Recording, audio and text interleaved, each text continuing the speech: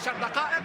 شفنا خلالها رأسية اوتوميندي من كرة ميسي الثابتة الدقيقة السادسة، شفنا كرة كوادرادو، شفنا رأسية فالكاو في الدقيقة الثامنة واللي كانت تشكل خطورة على مرمى الأرجنتين. وادي ميسي يسدد، ميسي يا ولد يا ولد، عودة ميسي، عودة الأرجنتين، الفوز المعنوي، لا تراجع ولا استسلام، وميسي يسجل الهدف في الركلة الحرة.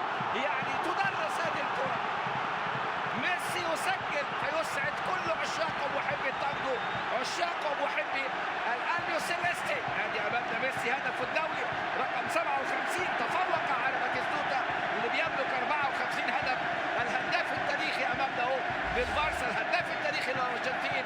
وكرة ميسي اللي تدرس، واوسبينا من الوضع طائرا لكن يبحث عنها وتجدها في الشباك. يا اوسبينا تجدها في الشباك، لكن ايه، كرة تدرس ترتطم في باطن العارضة، ثم امامنا هنا في شباك مرمى كولومبيا يسجل ميسي الهدف الاول للارجنتين من خلال مهارة خاصة لامامنا ليونيل ميسي.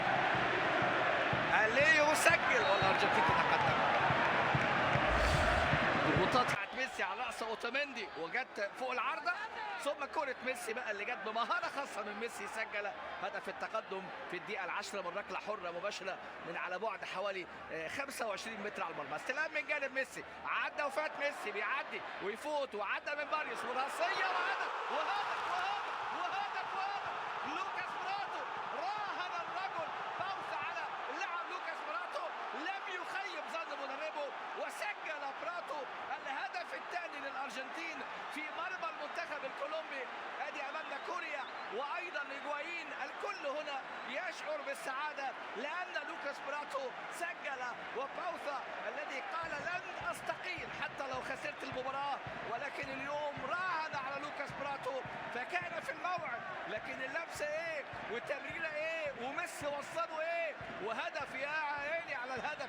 حلوه حلوه حلوه الكره راسيه في مرمى المنتخب الكولومبي عشان يتقدم منتخب الألبيو سيليستي. التانجو هنا ايقاع التانجو الارجنتيني في احد الملاعب الصغيره في ملعب اللقاء اللي امامنا هنا سان خوان بسنتيناريو. الارجنتين تتالق لان ميسي في الموعد، ولوكاس براتو يسجل براسيه لا تصدر. بص عمل ايه، بص ميسي عمل ايه، خلى قدر البس بالينتا يزحف من اجل وصول الكره، ولكن الكره هنا تزحف في الشباك لتكون الهدف الثاني لمنتخب الارجنتين. 2-0.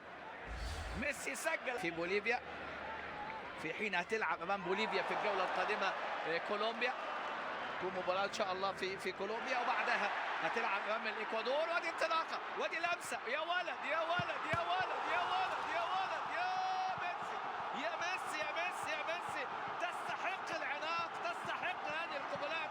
هنا انخيل دي ماريا يسجل هذا الهدف امامنا. ميسي يصنع الفارق دائما، وانخيل دي ماريا قبل ان يخرج من اللقاء يسجل في الدقيقة امامنا هو 83 او الدقيقة 84 الهدف الثالث. ميسي رجل المباراة، ميسي هو من يقود الارجنتين، هو من يصنع الفارق، وانخيل دي ماريا بيسجل في هذه اللحظات هدف في هذه المباراة، هدف التأكيد، هدف الثلاث نقاط، 3 أهداف و3 نقاط.